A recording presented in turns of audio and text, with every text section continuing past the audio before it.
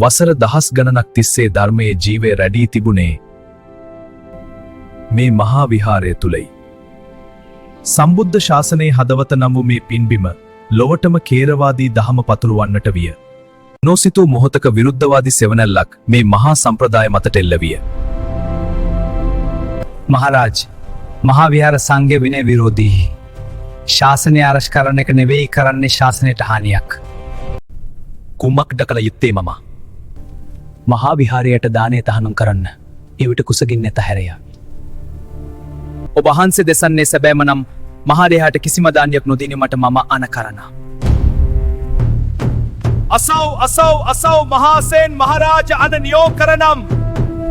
තැන් සිත මහා විහාරයට දන් තහනම්. දණ්ඩියහු උනොත්රන් කසිසියක් දඩ නියමයි.